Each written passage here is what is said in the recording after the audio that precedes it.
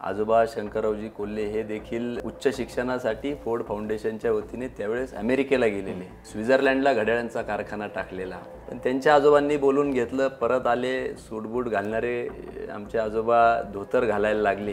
कार्यकर्त्यांनी स्वाभाविक माझी गाडी रस्त्यावर अडवली. ते म्हणे आम्ही तुम्हाला सांगत होतो हे आपल्याला फसवतील, आता काही झालं तरी तुम्हाला गणेश कारखान्याच्या निवडणुकीमध्ये भाग घ्यावा लागेल. वाघ म्हटलं तरी खातो, वाघोबा म्हटलं तरी खातो. मग आमच्याकडे पर्याय काय उरणार आहे? तक्रार करणं हे कमकुवत माणसाचं लक्षण आहे असं मी समजतो.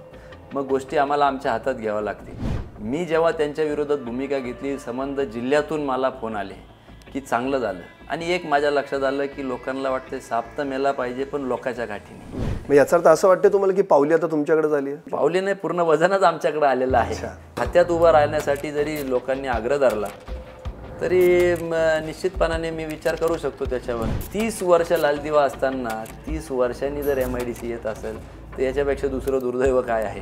आणि जर भविष्यामध्ये पक्षांनी दखल नाही घेतली, विखे पाटलांनी त्यांच्या वागणुकीमध्ये सुधारणा नाही केली, तर आमच्याकडं त्यांच्या विरोधात उभं राहण्यापलीकडे पर्याय नाही. संघर्ष हा अटल आहे आणि आम्ही इतका जवाब पत्थर से देंगे एवढंच मी या निमित्ताने सांगतो.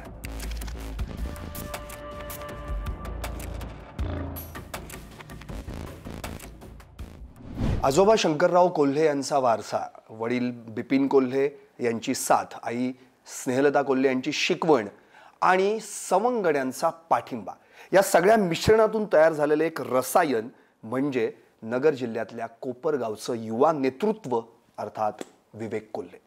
आणि हेच विवेक कोल्हे आज आपल्या स्टुडिओमध्ये आलेले आहेत. विवेक भैया, आपलं सरकार नामातर्फे हार्दिक स्वागत. नमस्कार. अर्थात आत्ताच मी अगदी जुजबी ओळख तुमची करून दिली, पण या ह्याच्यामध्ये सगळ्यांचा तुमचा जो वारसा आहे, लिगसी आहे, तो मी इथे मांडला. पण विवेक भैयांबद्दल अगदी थोडीशी जर माहिती सांगायची म्हटली तर मुळात पुण्यात माध्यमिक आणि उच्च माध्यमिक शिक्षण झालं, नाशिकमध्ये इंजिनिअरिंग झालं आणि सगळं राजकारण मात्र आता कोपरगावमध्ये आणि शिर्डी अशा पद्धतीने सुरू आहे. हे काय म्हणजे नेमकी कशी सुरुवात झाली? सुरुवातीला अर्थातच वारसा घरामध्ये असल्यामुळं आजोबा शंकररावजी कोल्हे हे देखील उच्च शिक्षणासाठी फोर्ड फाउंडेशनच्या वतीने त्यावेळेस अमेरिकेला गेलेले, स्वित्झर्लंडला घड्याळांचा कारखाना टाकलेला. पण त्यांच्या आजोबांनी बोलून घेतलं, परत आले. सूटबूट घालणारे आमचे आजोबा धोतर घालायला लागले, एकटांगी धोतर घालायला लागले आणि तिथल्या राजकीय प्रवाहामध्ये उतरले. तर तसाच काहीसा प्रवास की राजकारणापासून यांना लांब ठेवायचं म्हणून शिक्षणाला इकडं पुण्याला टाकलं, नाशिकला गेलो. पण कुठंतरी नाशिकमध्ये किंवा अगदी स्कूल जीवनापासनं अन्याय होताना दिसला का तिथं आपण वाचा फोडला पाहिजे या भावनेने तोपर्यंत राजकीय पार्श्वभूमी शालेय जीवनामध्ये माहीत नव्हती. फक्त आपली ॲम्बेसिडर येते एवढीच ती काय कल्पना, बाकीच्यांच्या वेगळ्या गाड्या येतात, आपली ॲम्बेसिडर यायची. तेव्हा वडील आमचे जिल्हा परिषद उपाध्यक्ष जिल्हा बँकेवर होते, तेव्हा ती ॲम्बेसिडर गाडी द्यायची. पण कालांतरानंतर पार्श्वभूमी कळली आणि आमच्या इंजिनिअरिंग कॉलेजमध्ये 4th इयरचा GS होत असतो. पण सगळ्या मित्रांच्या आग्रहाखातीर 3rd इयरला असतानाच मी निवडणुकीला उभं राहिलो आणि मी GS म्हणून निवडून आलो. म्हणजे परंपराच मोडली. स्वाभाविक 25-30 वर्षाच्या इतिहासात पहिल्यांदाच त्या कॉलेजमध्ये असं झालं. आणि तिथूनच समाजकारण आणि राजकारण, आता त्याला काय म्हणायचं मला माहीत नाही, पण एक बारीक लाईन आहे. कधी ती समाजकारणाची लाईन ओलांडून राजकारणात प्रवेश झाला हे कळालंच नाही. पण अर्थात सगळं शिक्षण पूर्ण झाल्यावर कोपरगावला आलो आणि पर्यायाने एक एक जबाबदारी अंगावर पडायला लागली. आणि तिथून पुढं राजकीय प्रवास, वेगवेगळ्या संस्थात्मक राजकारणामध्ये मी आज आहे. मी काय अजून असं इलेक्टिव्ह किंवा ज्याला आपण म्हणतो त्याच्या पलीकडे जाऊनच्या राजकारणी, फक्त इन्स्टिट्यूशनल लेवलच्या पॉलिटिक्समध्ये आहे की जिथून आपण काही धोरणात्मक निर्णय घेऊन आमूलाग्र बदल घडवू शकतो एखाद्याच्या आयुष्यामध्ये. तिथल्या राजकारणापर्यंत आहे. पण तिथं जेव्हा अडचण व्हायला लागती तर त्याच्या पुढचे काही पावलं उचलावं लागतात. तेवढ्या पुरती मी त्या संस्थेच्या प्रोटेक्शनसाठी उचलावं लागतंय काही पावलं. अर्थात तुम्ही म्हणजे शाळेत असतानाच थाळ्या वाजून आंदोलन केलं होतं, तिथूनच तुमच्या नेतृत्वाची सुरुवात किंवा एक झलक दिसून आली होती. मेसचं जेवण चांगलं नसलं आणि अन्याय होतोय, आपण फी भरतोय, त्या फीच्या बदल्यात आपल्याला चांगलं जेवण भेटलं पाहिजे एवढी साधी मागणी. आणि असंही द्यायचं तसंही द्यायचं, आमच्या मनाप्रमाणे द्या म्हणून आम्ही थाळी घेऊन त्या ठिकाणी आंदोलन केलं आणि यश आलं. मग लक्षात आलं की आपण जर संघटित झालो आणि एखाद्या प्रश्नाला वाचा फोडला तर आपले प्रश्न सुटू शकतात. तिथून पुढं कॉलेजमध्ये लोकल काही लोकांची दादागिरी असायची, काही असायची. आम्ही हॉस्टेलची सगळी मंडळी घेऊन आम्ही गेटवर बसलो, प्रिन्सिपल आले, लेखी आश्वासन दिल्यावर आम्ही उठलो. मग हळूहळू असं सगळ्यांना वाटलं म्हणून GS केलं थर्ड इयरला. मग तिथून पुढं GS म्हणून वेगवेगळ्या समस्यांना सामोरे जात जात प्रश्न सोडवून कोपरगावला आलो. आणि मी म्हटलं तसं अनेक माझ्या विद्यार्थी मित्रांच्या आयुष्यात जे प्रश्न होते, नोकरी आणि छोकरी, हे दोन प्रश्न, की आता नोकरी कुठं मिळालं, आपलं इंजिनिअरिंग झालं आणि नोकरी मिळाल्यावर छोकरी मिळायची, पण दोन्ही प्रश्न माझ्यासमोर नव्हते. मग करायचं काय तर मग आपण काहीतरी देणं लागतो समाजासाठी या भावनेने. कारण की उद्योग व्यवसाय करायची इच्छा होती स्वाभाविकदृष्ट्या, परंतु इकडं ओढलं गेलं, थोडीशी आवड पण होती. आणि मग याच्यामध्ये आपण काहीतरी करावं या हेतून एक युवा प्रतिष्ठान स्थापन केलं आम्ही. आज जवळपास 9 वर्ष झाले. काही उद्दिष्ट घेतले आणि मग संघटनात्मक आवड असल्यामुळं लोकांबरोबर, मुलांना बरोबर घ्यायचं, संघटना करायची आणि काही प्रश्न सोडवता येतात. मग सामाजिक एकता टिकवण्याकरता आम्ही सर्वधर्मीय सामुदायिक विवाह घ्यायला चालू केला.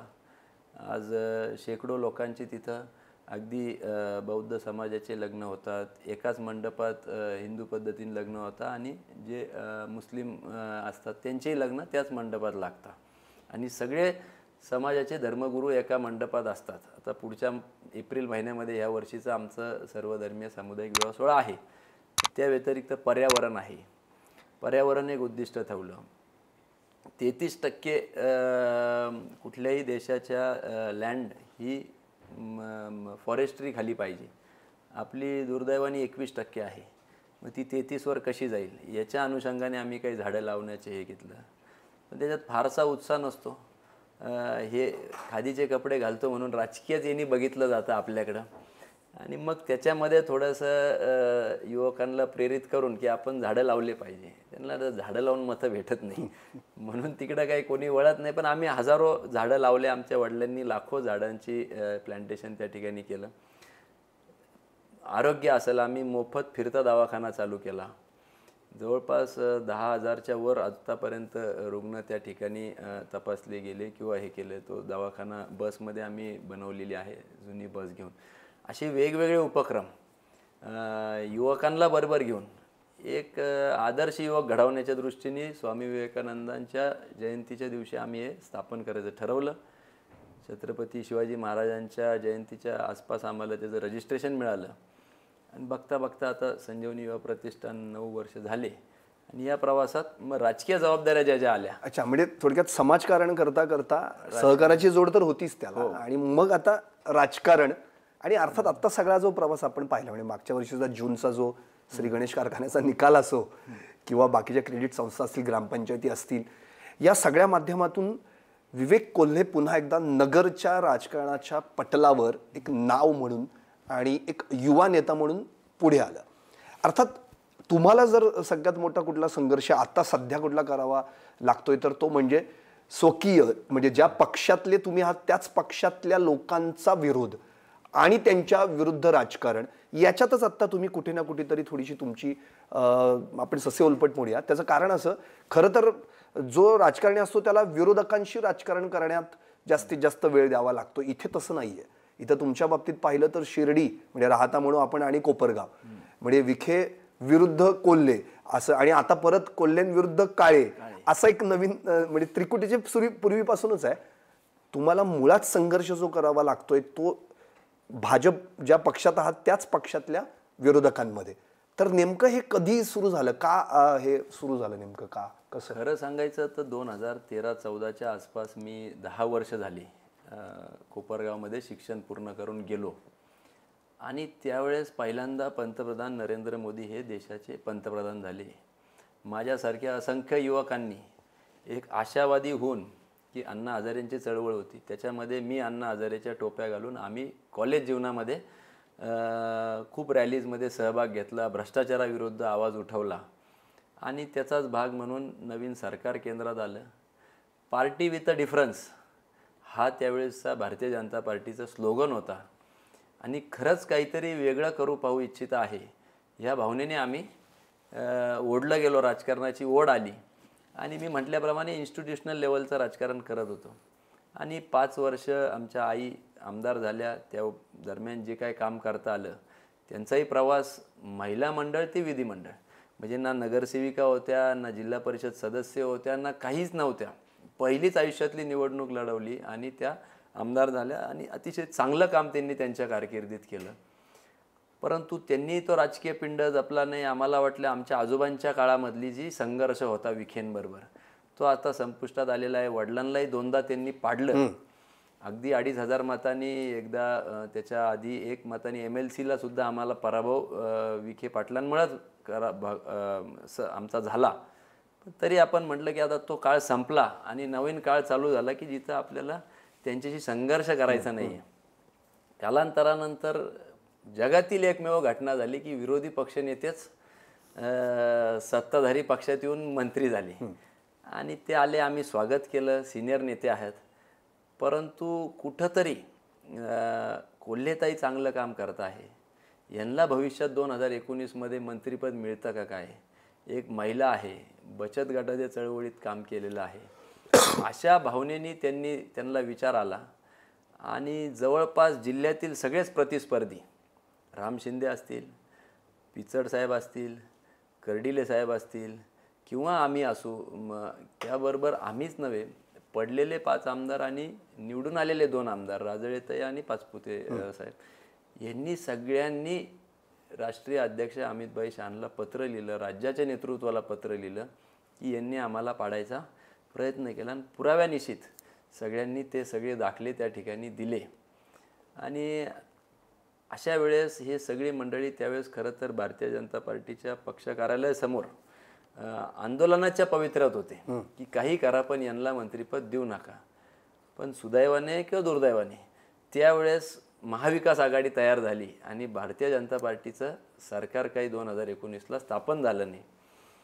कालांतरानंतर त्यांनी मेहुणे उभे केले, 15,000 मतं त्यांनी त्या निवडणुकीत घेतले. आमचा अवघा 400-700 मतांनी पराभव झाला. पण त्या निवडणुकीनंतर आम्ही तो विषय सोडून दिला. 2.5 वर्षानंतर पुन्हा ते मंत्री झाले. देवेंद्रजींनी आम्हाला सगळ्यांना बोलवलं की ज्येष्ठ नेते आहेत जिल्ह्याचे, त्यांना आपल्याला मंत्री करायचं आहे. अशी एक मीटिंग देखील सागर बंगल्यावर झाली आणि त्यांना मंत्री करायचं स्वागत केलं, त्यांचा सत्कार आम्ही केला. परंतु त्याच्यानंतर त्यांनी पुन्हा जे काय डावपेच करायला चालू झाले की त्यांचे मेहुणे ज्यांनी आम्हाला पाडलं त्यांना महानंचं चेअरमन केलं. अर्थात मोठे फ्लेक्स लागले, सत्कार झालं, पण पक्ष नेतृत्वाचा कुठेही त्याच्यावर फोटो नव्हता. तेवढ्यावरच ते थांबले नाही. त्यांनी NDDBवर नॅशनल डेअरी डेव्हलपमेंट बोर्डवर त्यांनी घेतलं. आमच्या विरोधात जो काम कराल त्याला ताकद द्यायचं काम त्यांनी चालू केलं. एवढं होत असताना आमचे मार्केट कमिटीमध्ये आम्ही त्यांना समाविष्ट करून घेतलं. 1500 मतदान होतं, त्यांचे 40 मतं होते. बिनविरोध करायची, सहकारी संस्थेमध्ये राजकारण आणायचं नाही असं आमचं धोरण राहिलेलं आहे. आमच्या तालुक्यातल्या सगळ्या संस्था, काळे असतील, कोल्हे असतील, इतर लोक असतील, आम्ही बिनविरोध करायचा प्रयत्न करतो आणि त्याचाच भाग म्हणून आम्ही बिनविरोध केला. ज्यात विखे पाटलांच्या मेहुण्याने आम्हाला पाडलं, आम्ही त्यांचे 2 सदस्य घेतले आणि त्यांच्या तालुक्यात आमचा मतदारसंघ येतो.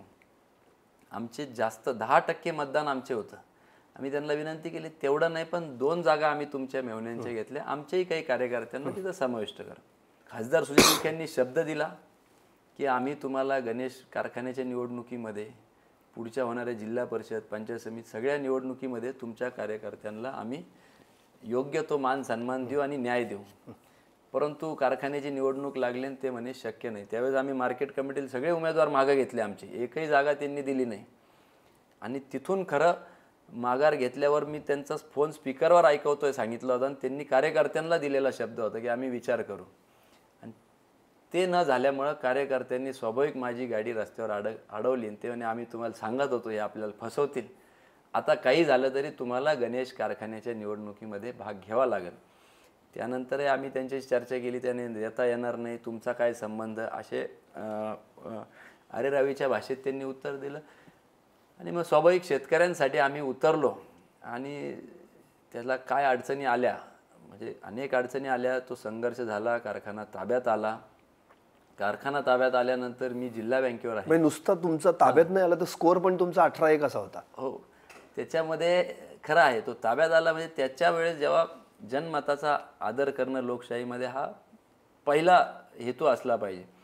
पण त्याच्यातून सूड भावनेने अनेक जणांचे काटे काढणं, काहींच्या सोसायटीवर प्रशासक नेमणं, चौकशा लावणं, अशा गोष्टी चालू झाल्या. राजकारणामध्ये किंवा सहकाराच्या राजकारणामध्ये इलेक्शन संपलं की राजकीय जोडे बाजूला ठेवून आपण सगळं काम करत असतो. अगदी उसाची तोड ज्यांची चालू आहे त्यांना फोन करणं नेत्यांनी एवढ्या मोठ्या आणि सांगणं की गणेशला ऊस देऊ नका, एवढ्या पातळीपर्यंत त्यांचं राजकारण गेलं. जिल्हा बँकेने मंजूर केलेलं कर्ज, मंजुरीचं पत्र आहे आमच्याकडं, मंजूर करून सुद्धा आज तग्यात आम्हाला पैसे दिले गेलेले नाही. ज्या बँकेवर तुम्ही स्वतः संचालक आहे आणि त्याच बँकेचं चेअरमन जेव्हा बदलायचं होतं, आदरणीय देवेंद्रजींनी आम्हाला व्हिडिओ कॉन्फरन्सिंगद्वारे सांगितलं की आपल्याला चेअरमन पद बदलायचं आहे. त्यावेळेस ते राष्ट्रवादी आणि काँग्रेसच्या ताब्यात होतं. आम्ही रात्रीतून गोळाबेरीज केली, 20 पैकी 5च फक्त भाजपकडं मतदान होतं.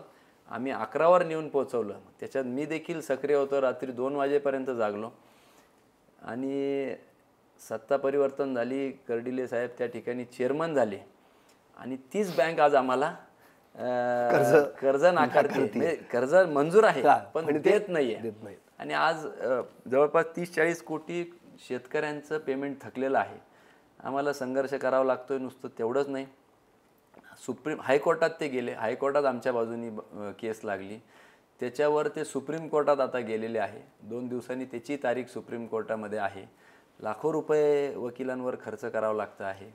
आणि म्हणजे गल्ली ते दिल्ली पर्यंत जिथं त्रास देता येईल, अगदी आमच्या ग्रामपंचायतींचे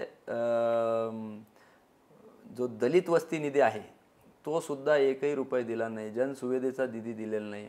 DPDCचं 550 कोटीचं बजेट आहे, एकही रुपया आमच्या तालुक्यामध्ये आमच्या सांगण्यावरून आलेला नाही.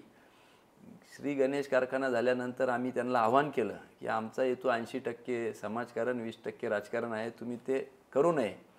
पण पर्यायाने त्यांनी केलं. मग आम्ही ग्रामपंचायतीत लक्ष घातलं. अनेक ग्रामपंचायती मोठ्या समजल्या जाणाऱ्या राहत्या तालुक्यातल्या आमच्या ताब्यात आल्या. कालांतरानंतर शिर्डी संस्थांची क्रेडिट सोसायटीची निवडणूक लागली, तिथंही आम्हाला यश मिळालं.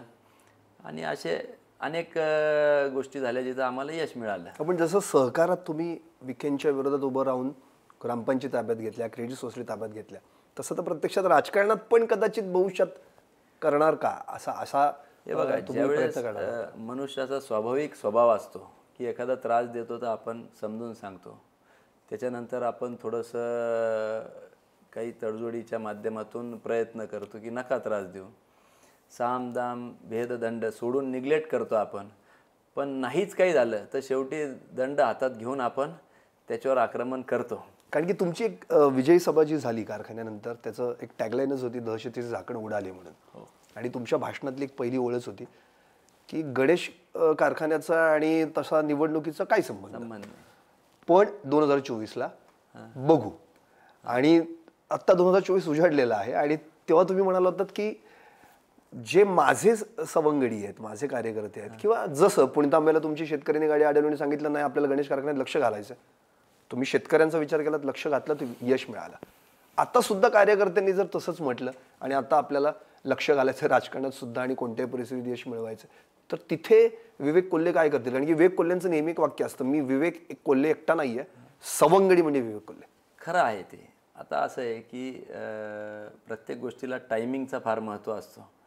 आज तर निवडणूक लगेच तोंडावर नाही आहे, 6-7 महिने आहे. आजही आम्ही आव्हान करतो. पण परत तोच प्रश्न आला की झाड जर कापायचं असेल 10 वर्ष दिली तर मी 9 वर्ष धारच लावीन. आता धार लावून झाली ना. आता असं आहे की वाघ म्हटलं तरी खातो, वाघोबा म्हटलं तरी खातो. मग आमच्याकडे पर्याय काय उरणार आहे? तुम्ही एक समजून घ्या. आम्ही आज संस्थात्मक राजकारण करतो. आमचं अपेक्षा होती की त्यांनी करू नये, सुप्रीमला जाऊ नये. नुसतं तेवढंच नाही, तुम्ही ग्रामपंचायत सदस्याला त्रास द्यायला लागले, तुम्ही आमच्या फायली मागवायला लागले महसूल यंत्रणेकडून, तुम्ही छोट्या छोट्या कार्यकर्त्यांना घरासाठी घेतलेल्या वाळूवर हे करायला लागले. एका ग्रामपंचायतीने 2,500 रुपयाचं काहीतरी घोटाळा पण नाही आहे, पण ते बिल आहे, त्याच्यात करप्शन झालं म्हणून त्यांची चौकशी लावली आणि त्यांच्या मागं सिसेमिरा लावला. एवढं सगळं होत असताना पहिला स्वाभाविक आम्ही म्हणणार, आम्ही पक्षश्रेष्ठींना सांगणार, जे आम्ही वारंवार सांगतो आहे. त्यांनी दखल घेतली तर उत्तमच, नाही घेतली तर तक्रार करणं हे कमकुवत माणसाचं लक्षण आहे असं मी समजतो. मग गोष्टी आम्हाला आमच्या हातात घ्याव्या लागतील. आणि पर्याय नाही. उतरलो काय राजकारणामध्ये, काही राजकीय स्वार्थ घेऊन उतरलेलो नाही. एक समाजसेवेचं माध्यम म्हणून आपण त्या राजकारणाकडे बघतो. हा, तुम्ही म्हणता ती समाजकारण राजकारणाची जी लाईन आहे कधी इकडे तिकडे, आणि तुमचं तर व्यक्तिमत्व जर पाहिलं आपण, म्हणजे एक एवढ्या कमी वयामध्ये तुम्ही त्या उक्तीचा पुरेपूर वापर केला. कुठला शत्रूचा शत्रू हा आपला मित्र असतो. तुम्ही बरोबर गणेश कारखान्याच्या वेळी थोरात आणि तुम्ही एकत्र आलात आणि ती एक ताकद लावलीत आणि विखेंना या कारखान्यात धूर जाळण्यासाठी प्रयत्न केलेत. पण आणखी एक उक्ती आहे ती फार महत्त्वाची आहे, म्हणजे शत्रू दीर्घकाळ शत्रूही नसतो आणि मित्र दीर्घकाळ मित्रही नसतो. त्यामुळे भविष्यात विखे आणि कोल्हे हा संघर्ष कदाचित संपू शकतो. ते त्यांच्या हातात आहे, विखेंच्या हातात. तुम्ही टाळी देणार का जर हा संघर्ष संपवायचा असेल? नाही, हे बघा, हा काय त्यांच्या बांधावरून भांडण नाही आमचं, हा त्या प्रवृत्तीविरुद्ध भांडण आहे. मी जेव्हा त्यांच्या विरोधात भूमिका घेतली, संबंध जिल्ह्यातून मला फोन आले की चांगलं झालं. आणि एक माझ्या लक्षात आलं की लोकांना वाटतं साप तर मेला पाहिजे पण लोकांच्या काठीने. म्हटलं अरे तुम्ही तुमच्या काठ्या बाहेर काढा, नुसतं आम्हालाच नको तोफेच्या तोंडी घालू. परंतु ही प्रवृत्तीविरुद्ध लढाई आहे. आणि मी तुम्हाला सांगतो, परवा छत्रपती शिवाजी महाराजांच्या पुतळ्याला हार घालायला मी त्या तालुक्यात गेलो.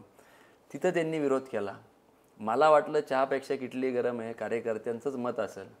पण माझ्याबरोबरच्या कार्यकर्त्यांना व्हिडिओमध्ये पाहून जेव्हा वाड्यावरून फोन येतो, आणि वाडा म्हणजे त्यांचा बंगला, आणि विचारणा होती की तुम्ही त्यांच्याबरोबर काय करत होते, आणि ते पण असं म्हणता मग त्यांनी इथं कशाला यायचं, त्यांनी कोपरगावला अजून 2 पुतळे बांधवून तिथं अभिवादन करावं, इथं यायचं काय कारण. म्हणजे त्यांचीच मुळात प्रवृत्ती अशी आहे की इथं कोणी येऊ नये, आम्ही जिल्ह्यावर उधळलं तरी चालेल पण यांनी आमच्या इथं ढवळाढवळ करून. तुमचा विखेंना विरोध नाही, त्यांच्या प्रवृत्तीला विरोध आहे. हा, आणि हे इतिहास जर पाहिला तर प्रत्येक याच्यामध्ये छटाकी किंवा पावली म्हणतो, ज्या याच्यावर पडली ते पारडं जड होणार. बरोबर. मग त्यावेळची प्रत्येक तालुक्यामध्ये असे काही करून कार्यकर्ते असतील, करून ठेवायचं, आणि निवडून कोण आणायचं हे ठरवायचं नाही, पाडायचं कोणाला.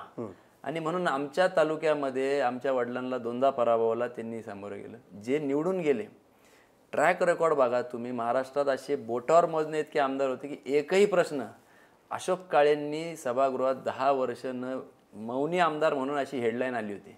म्हणजे दुर्दैवाने आमच्या तालुक्याचं नुकसान, लोकांचं नुकसान पर्यानी यांच्या स्वार्थी राजकारणापायी. आणि आज कुठंतरी आमच्यासारखा युवक जेव्हा येतो की हे किती दिवस करायचं, तुम्ही म्हटल्याप्रमाणे 10 तास मला झाड तोडायला दिलं, 9 तास कुऱ्हाडीलाच धार देणार.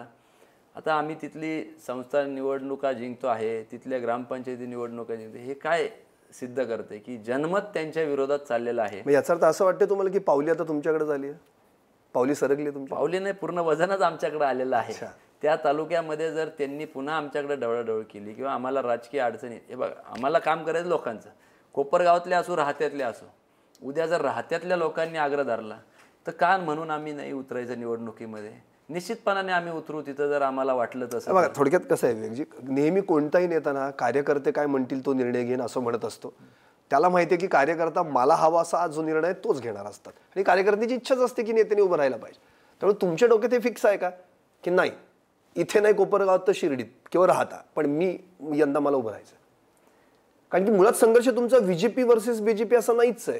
तुमचा संघर्ष मुळात लोकांना, शेतकऱ्यांना कोणत्याही परिस्थितीत तिथल्या कारखान्यात काम करणाऱ्या लोकांना न्याय देण्यासाठी, आणि मग ती पब्लिक कुठलीही असो, कोपरगावची असो किंवा शिर्डीची असो, तो महत्त्वाचा विषय नाहीच आहे. प्रश्नच नाही. आपण कुठल्याही राजकीय पक्षात का राहतो की एक राजआश्रय राहतो, सत्तेचा आपल्याला फायदा करून 2 लोकांचे काम करता येईल. आता आम्ही सत्ताधारी पक्षात आहोत, ज्या भाजपची सरकार आहे त्या पक्षात आहोत, पण जर 1.5 वर्ष झाली, ज्या भाजपची जिल्हा बँकेवर सत्ता आहे, ज्या भाजपची सरकारमध्ये सत्ता आहे, ज्यांची पालकमंत्री आहे, DPDC आहे, सगळ्याच संस्थेवर, शिर्डी संस्थांमध्ये त्यांचे, आणि आम्हाला जर त्याचा फायदा नसेल, सत्तेचा लाभ नसेल, मग अशा याच्याबरोबर राहून जर लोकांचे प्रश्न सुटत नसतील, उलटा अवघड होत असेल, तर मग कुठंतरी बंडाची भूमिका घ्यावा लागेल असं कार्यकर्त्यांचा आग्रह येतो. आणि म्हणून तुम्ही म्हटले तर खात्यात उभं राहण्यासाठी जरी लोकांनी आग्रह धरला तरी निश्चितपणाने मी विचार करू शकतो त्याच्यावर. कारण की एकाच मेहनत 2 तलवार राहणं अवघड आहे, आणि एकाच पक्षात 2 आणि त्यांचेच विरोध. त्यामुळे कुठे ना कुठेतरी हा विचार करायला पाहिजे ना, आणि तुम्ही युवा नेतृत्व म्हणून हा विचार करणं तुमच्यासाठी साहजिकच महत्त्वाचं आहे. हे काय आहे म्हणजे हे राज्यातल्या युवा नेतृत्वासाठी हे एक आहे की जर कोणी उभरतं नेतृत्व असेल तर दाबलं जातं. आज जर त्याचा प्रतिकार केला नाही तर नैराश्याने युवक ह्या राजकारणाकडे बघतील आणि आहे त्या राजकारणापासून अजून युवक लांब पळतात. नक्की. जसं तुमच्या आजोबांपासून विखे आणि कोल्हे हा संघर्ष तेव्हापासून आहे, तो काय आता नाही, आणि नातूही तो संघर्ष करतोय. पण ते जोपर्यंत दुसऱ्या पक्ष होते तोपर्यंत तुम्हाला काहीच जास्त त्रास नव्हता. आता मात्र त्याच पक्षात आले ज्या पक्षात तुम्ही आहात, त्यामुळे निश्चितच ते अनसिक्युअर झाले आणि त्याचा फटका 2019ला आता पाहिला आपण की आईला पराभव व्हावं लागलं. याचा अर्थ तो वचपा आणि बदला घेण्यासाठी तुम्ही राजकारण करता असं नाही की तुमची आत्ताची जर पूर्ण वैचारिक तुमची भूमिका पाहिली तर तुम्ही फक्त आणि फक्त विजन घेऊन चालताय. आणि ते विजन म्हणजे बदला आणि वचपा ह्या गोष्टी अगदी म्हणजे हे झाल्या, राजकारणात ह्या गोष्टी नाही चालत. पण तुम्हाला हेही माहिती आहे की आता कोणत्याही परिस्थितीत जर मला जे काही नेतृत्व म्हणून लोकांनी आता अगदी ग्रामपंचायती क्रेडिट संस्थांमध्ये सुद्धा जर उभारी देत असतील तर उद्या पॉलिटिकल म्हणून मला उभारी मिळू शकते. का तर तुम्हाला शेवटी लोकांसोबत चालायचं 100%. तर त्यासाठी का होऊ शकत नाही. त्यांनी तर आता इतके वर्ष राजकारण केलं की अगदी मुख्यमंत्री पदाच्या पर्यंत ते जाऊन पोहोचले, म्हणजे नाव त्यांचं लहानपणापासून आम्ही ऐकतो ते मुख्यमंत्र्यांच्या शर्यतीत आहे. परंतु वस्तुस्थिती ग्राउंडवर जेव्हा जातो तिथं निळवंडेचं धरण व्हायला 50 वर्ष लागलं. 25-30 वर्ष लालदिवा त्यांच्याकडे होता. आज त्या राहतू तालुक्यामध्ये नुसतं ट्रायलसाठी पाणी आलं तर संबंध शेतकऱ्यांमध्ये आनंदाचं वातावरण आहे. अनेक ठिकाणी जलपूजनाला बोलवलं आणि त्यांना विरोध देखील झाला अनेक ठिकाणी. ही वस्तुस्थिती आहे. MIDC आणू शकले नाही. आम्ही सातत्याने 10,000 युवकांच्या सह्या घेऊन MIDCसाठी पाठपुरावा केला आणि जेव्हा ते होण्याच्या मार्गावर आलं ते श्रेय घेण्यासाठी पुढे आले. हरकत नाही, ते महसूल मंत्री आहेत, तो त्यांनी अध्यादेश काढला असेल तर त्यांनाही श्रेय आम्ही देऊ, त्यांचंही आम्ही स्वागतच करू. पण 30 वर्ष लालदिवा असताना 30 वर्षांनी जर MIDC येत असेल तर याच्यापेक्षा दुसरं दुर्दैव काय आहे. म्हणून आम्ही विकासाचं राजकारण घेऊन लोकांसमोर चाललेलं आहे. आणि तुम्ही म्हणतात असं अगदीच की दंड आणि मांड्या थोपटून जर उतरायची वेळ आली, हे जर असंच चाललं तर 100% आम्ही राहत्या तालुक्याच्या निवडणुकीमध्ये उतरू. आमच्या जर सहकाऱ्यांचा आग्रह तसा वाढलेला आहे, त्यांचा आग्रह देखील आहे की तुम्ही या ठिकाणी उभं राहा. आणि जर भविष्यामध्ये पक्षांनी दखल नाही घेतली, विखे पाटलांनी त्यांच्या वागणुकीमध्ये सुधारणा नाही केली तर आमच्याकडं त्यांच्या विरोधात उभं राहण्यापलीकडे पर्याय नाही. निश्चित. मग इथे तुम्हाला म्हणजे तो पक्ष हा विषय महत्वाचा उरतच नाही, इथे उरतं ते तुमचं अस्तित्व जे तुम्ही इतके वर्ष बघा. आम्ही पक्ष जरी कुठला असं इश्यू बेस्ड पॉलिटिक्स करतो, विकासाचं राजकारण करतो, पाण्याचा प्रश्न. आणि आता अलीकडे ना, आता अलीकडे म्हणजे मी या पक्षाचाच काय मी आता हे राजकारण संपलं. आता आपण बघितलं अलीकडे जे ज्या पक्षात लहानापासून मोठी झालेली आपण माणसं बघितलं म्हणजे राजकीय दृष्ट्या, आज तीच दुसऱ्या पक्षात गेले. म्हणजे काय आता म्हणजे बोलायलाच काही ठेवलेलं नाही राजकारण्यांनी. त्यामुळे तुम्ही पक्ष बदलून आणि कोणाच्या तरी विरोधात उभं राहिले म्हणजे फार वेगळं काय केलं. आता लोकांना सवयीचं झालं. लोकांना हवाय विकास करणारा व्यक्ती. खरंय, बरोबर. आणि त्या दृष्टिकोनातून तुमच्याकडे पाहिलं जातं आता ह्या छोट्या छोट्या निवडणुकांतून आपल्याला बघायला मिळतं. आता हा संघर्ष झाला विखे आणि कोल्हे. परत तुम्हाला आणखी एक दुसरा संघर्ष करावा लागतोय, तो म्हणजे कोल्हे वर्सेस काळे. हे काय म्हणजे या संघर्षातच तुमचं नेतृत्व कसं पुढे हे. काळे कधी आम्हाला विरोधक म्हणून तसे जड गेले. अगदी बरोबर. एक अगदी मुद्दा तुम्ही उपस्थित केलात. म्हणून आजोबांपासून असो किंवा वडिलांपासून शंकरराव काळे आणि शंकरराव कोल्हे ही दोन नावं तर सेमच होती आणि ते उगाच एकमेकांबरोबर ते राजकारण नाही करत बसले. सहकाराच्या भूमिका घेऊन एकत्र येऊन त्यांनी काम केलं. पण तेव्हा जे भूमिका त्यांच्या होत्या आज कुठेतरी त्यात वितुष्ट आल्या असं वाटायला लागलं. कोल्हे आणि काळे हा संघर्ष तेवढा एवढा नव्हता जो आत्ता गेला. काळे आणि कोल्हे हा संघर्ष होता पण तो तत्वाचा होता कायम. जरी व्यासपीठावर इलेक्शन पुरती आचारसंहिता लागली तेवढा पुरती, त्याच्यानंतर ते एकत्रित तुम्ही म्हणताय की राजकीय जोडे बाजूला ठेवायचे. परंतु आज काय झालं, काळे विरोधक म्हणून आम्ही कधी तसे बघितले नाही, परंतु विखेंनी त्यांच्या सोयीच्या राजकारणामुळे काळेंना कायमच उभारी दिलेली आहे. आता आज ते भाजपचे मंत्री आहे, पालकमंत्री आहे, 2 नंबरचे शपथ त्यांनी घेतली आणि कोपरगावात ते येऊन म्हणतात की मी आशुतोष काळेंची निवडून आणायची गॅरंटी घेतो. अच्छा, म्हणजे मग मागच्या वेळी तुमच्या मातोश्रींना पाडण्याची पण त्यांनीच प्रयत्न केला होता, हे तर योग्य वेळी कोणाचा कसा कार्यक्रम लावायचा ते माझ्यावर. तिकडे मेवड्यांना उभं करायचं आणि इकडे आशुतोष काळेंना बळ द्यायचं. मग मला हेच म्हणायचं, ती जर स्ट्रॅटेजी त्यांच्याकडनं त्यावेळी वापरली गेली तर तुम्ही एक म्हणजे नावातच तुमच्या विवेक आहे, तुम्ही पण ती भूमिका ठेवणं गरजेचं आहे का ना. तुम्ही राहत्यामध्ये उभं राहून तुमची ताकद दाखवू शकता. तुम्ही स्ट्रॅटेजी शब्द वापरला तर सगळी स्ट्रॅटेजी आज सांगून उपयोग नाही. पण मी तुम्हाला म्हटल्याप्रमाणे जर त्यांच्या वागणुकीत सुधारणा झाली नाही, पक्षांनी दखल घेतली नाही, तर माझ्यासारखे युवकापुढं काय पर्याय उभा राहतो तुम्ही सांगा. पर्यायच नाही. मला राहत्यात जाऊन दंड थोपटून त्या ठिकाणी निवडणूक उभी करावं लागेल, निवडणुकीमध्ये भाग घ्यावा लागेल. पण आजही वेळ गेली नाही, 6-7 महिने आहे. आजही कामं झाले पाहिजे, लोन सँक्शन झाले पाहिजे. आमच्या आम्ही मोर्चा नेतोय उद्या राहत्यावर, तहसीलवर. आमचे सगळे कार्यकर्ते त्या मोर्चामध्ये सहभागी होत आहेत. तो मोर्चा पक्षाविरुद्ध नाही, सरकारविरुद्ध नाही, फक्त विखे जनता पार्टीच्या विरोधातला तो मोर्चा आहे. मध्ये अशाही वावड्या आल्या की चला आता तिकडे बीडमध्ये अस्थिर आहेत पंकजा मुंडे, तरी त्यांना कुठेतरी नगरमधून आपण संधी द्यायचा प्रयत्न करू, त्यांना बळ देऊ वगैरे. हा म्हणजे किंवा राम शिंदे, आता मुळात राम शिंदेंचंही तुमचं चांगलं आहे, निलेश लंकेंशी तुमचं चांगलं आहे, थोरातांशी तुमचं चांगलं आहे. मुळात प्रश्न तुमच्या बाबतीत असा आहे की जितके विरोधक भाजप पक्षाचे आहेत त्यांच्याशी तुमचं चांगलं आहे आणि जे भाजपमधले आहेत त्यांच्याशी तुमचं वावड आहे. म्हणजे मुळात तुमचे विरोधक म्हणून तुमच्याकडे विरोधक म्हणून कधीच पाहत नाहीत. विरोधक भाजपचे विरोधक नका म्हणू, विखे पाटलांचे विरोधक म्हणू शकता. राम शिंदे भाजप बरोबर आहे, निलेश लंके मित्र पक्षामध्ये आहे, अर्थात थोरात साहेब ज्येष्ठ नेते आहे. आम्ही एकत्रित निवडणूक लढवली म्हणून स्वाभाविक आमचे संबंध चांगले आहे. पण आपण जर बघितलं की एखादा खासदार 5 वर्ष राहिल्यावर सामोरे जाताना तो कामाच्या आधारे समोरे गेलं पाहिजे, ना की 5 रुपये 5 किलोची डाळ आणि 5 किलोची साखर वाटप करून जर लोकांमध्ये मत मागायला जावं लागत असेल ते याच्यासारखं दुसरं दुर्दैव नाही. देशामध्ये विकासाची घोडदौड चालू आहे आणि अशा परिस्थितीमध्ये एका खासदाराला जर डाळ वाटून मत मागायची वेळ येत असेल तर याच्यासारखं दुर्दैव नाही. म्हणून असंतोष काही प्रमाणात तिथं आहे. राम शिंदे साहेबांचं काम चांगलं आहे, निलेश लंकेंचं काम चांगलं आहे. हे दोघंही चांगले नेतृत्व त्या ठिकाणी करू शकतात. आणि भाजप पक्षामध्ये 3 टर्म दिलीप गांधी खासदार होते, त्यांना थांबवून आयात केलेल्या उमेदवाराला जर उमेदवारी देता येत असेल तर राम शिंदे तर जुने भाजपी नेता आहे. लंके सुद्धा चळवळीतून वरती आलेले लोकनेते म्हणून आपण लोकनेते आहे. यांना तिकीट दिलं तर काही वावगं ठरणार नाही असं मला वाटतं. ज्या निलेश लंके तर इच्छुक आहेत, काही झालं तर मला तिकीट मिळालं तर चांगलंच आहे म्हणून आम्ही इच्छुक आहे, त्यांना मिळालं तर चांगलंच होईल. कारण की मी जवळून त्यांचं करोनाच्या वेळेस काम पाहिलं आहे, त्यांच्या करोना सेंटरला भेट दिलेली आहे. आम्ही करोना सेंटर उघडलं होतं, देवेंद्रजी स्वतः उद्घाटनाला त्याचे आले होते. 50 बेडचं ICU उघडलं होतं, 450 बेडचं आम्ही CCC कोविड केअर सेंटर उघडलं होतं. म्हणजे त्याच्यामुळं काम करणाऱ्याला संधी दिली पाहिजे. जसं लोकसभेला ते समजा उभे राहिले तर तुमचा मदतीचा ओघ त्यांना 100%च मिळणार आहे, प्रश्नच नाही. तुम्हाला राहत्यात उभे राहिला तर तुम्हालाही त्यांचा मदतीचा ओघ मिळणारच की. काय अडचण मला वाटत नाही, कारण की चांगल्या कामांसाठी जर 2 शक्ती एकत्रित येत असतील तर त्याच्यात काही वावगं नाही असं मला वैयक्तिक वाटतं.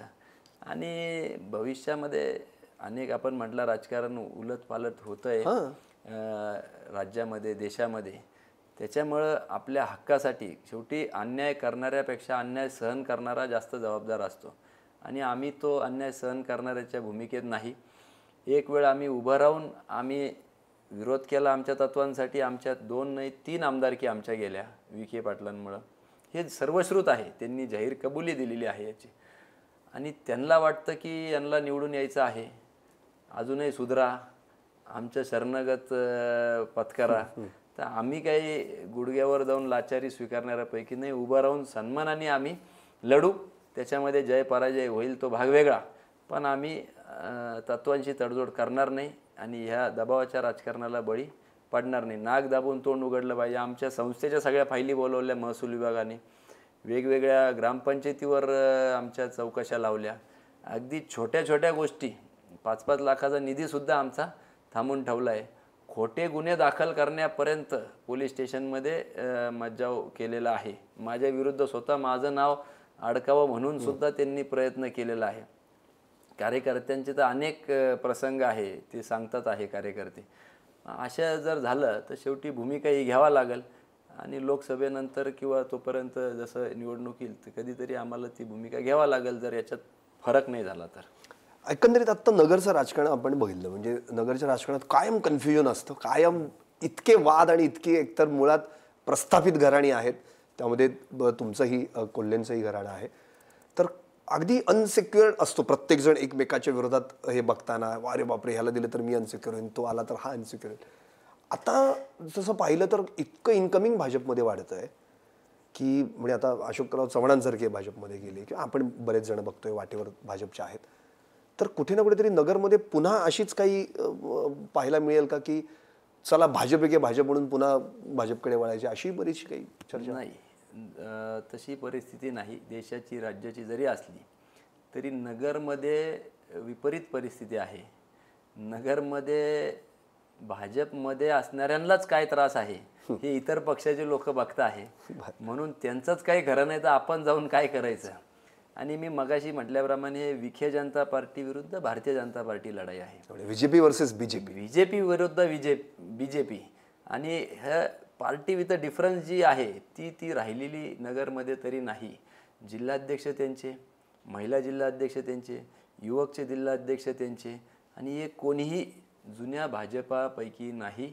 जुना भाजप पूर्ण ज्यांनी संघर्ष केला, आम्हालाही 10 वर्ष झाले, त्यांना येऊन 4 वर्ष झाले, पण जुने जे भाजपचे लोक आहे ज्यांनी संघर्ष केला, पिढ्यानपिढ्यान वर्षानुवर्ष संघर्ष, ते सगळे खालसा करण्याचं काम पद्धतशीरपणे चालू आहे.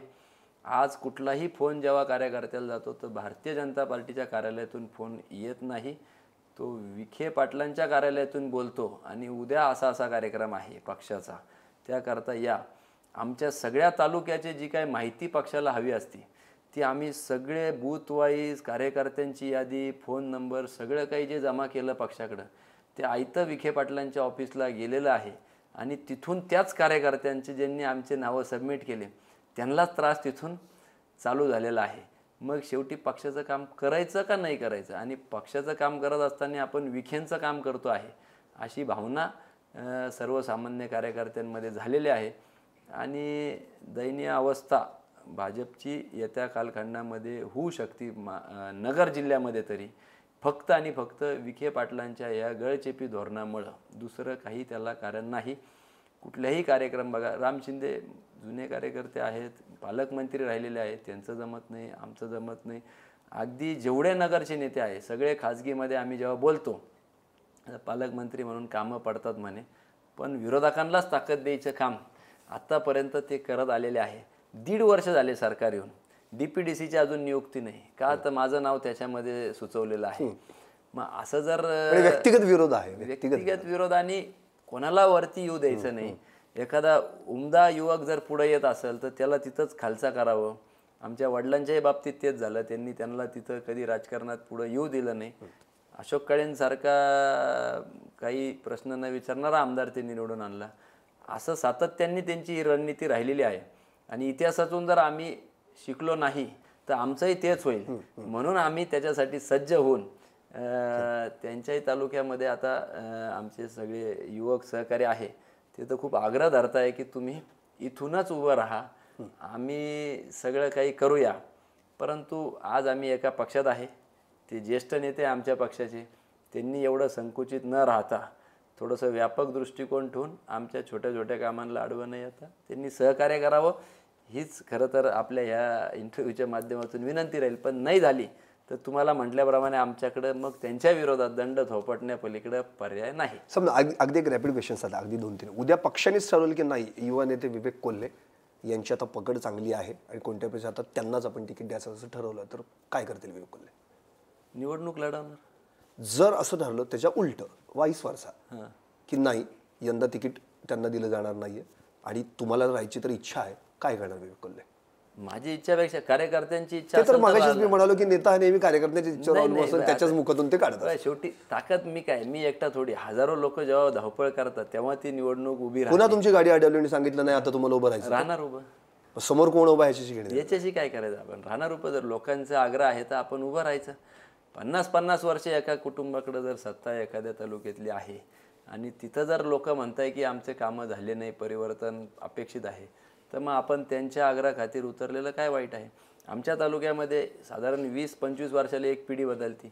गेल्या 20 वर्षापैकी 15 वर्ष ही काळे पार्टीकडे सत्ता आहे, आशुतोष काळे आहेत किंवा त्यांच्या वडिलांकडे सत्ता आहे. तर ह्या पिढीला आता आपण इकॉनॉमिक रेव्होल्युशन ज्याच्यानंतर आलं आहे 2000 नंतर, त्यामध्ये 15 वर्ष त्यांच्या हातात सत्ता आहे तरी मूलभूत आमचे प्रश्न मिटलेले नाही.